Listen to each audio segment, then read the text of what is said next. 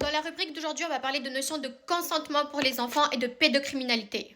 Déjà, commençons par le commencement. Le consentement, c'est quoi? Le consentement, c'est le fait de ne pas s'opposer à quelque chose qu'on nous propose de faire ou qu'on nous dit de faire.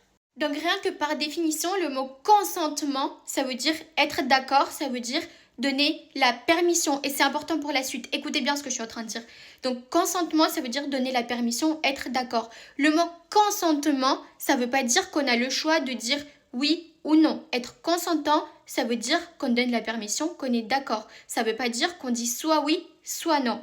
Donc quand on parle de notion de consentement, pour les enfants, on part du principe que l'enfant il est d'accord et que potentiellement il peut dire non. Potentiellement, mais on part du principe qu'il sera d'accord vu qu'on parle de consentement.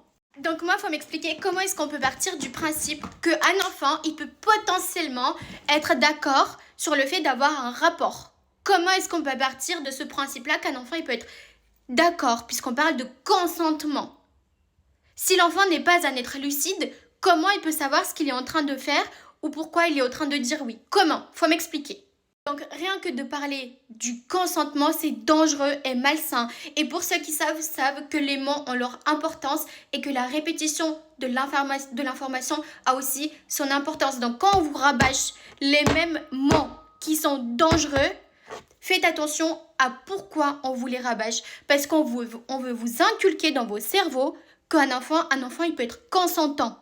Donc gardez bien en tête que les mots utilisés à longueur de journée, à l'école, au travail, dans les textes de loi, partout, dans les livres, où vous voulez, ne sont pas anodins. Ils sont choisis de manière très réfléchie. Donc maintenant, on va parler de la notion de pédophilie. Alors être file, ça veut dire qui aime. Donc ça veut dire aimer quelque chose. Donc par définition, un pédophile, ça veut dire quelqu'un qui aime les enfants.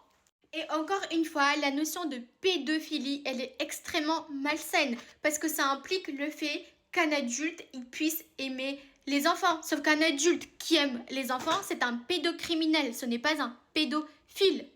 Donc quand on dit pédophile, ça implique une notion de douceur. Je suis désolée de ce que je suis en train de dire, mais ça implique une notion de douceur parce qu'il y a le fait de aimer dans le terme. Sauf qu'un pédophile, on ne dit pas un pédophile, on dit un pédocriminel, encore une fois. Et sachez que la notion de philie, elle est utilisée pour quoi? Elle est utilisée pour vous inculquer la compassion pour ces criminels. Parce qu'en fait, qu'est-ce que ça implique un pédophile dans la tête de tout le monde, qu'est-ce que ça résonne? Donc, il aime les enfants. Pourquoi un adulte, il aimerait les enfants? Parce que c'est plus fort que lui, parce que c'est malgré lui, parce qu'il n'arrive pas à se contenir, parce qu'il est atteint du cerveau, parce qu'il est malade. Donc, par conséquent, en fait, inconsciemment, le terme pédophile nous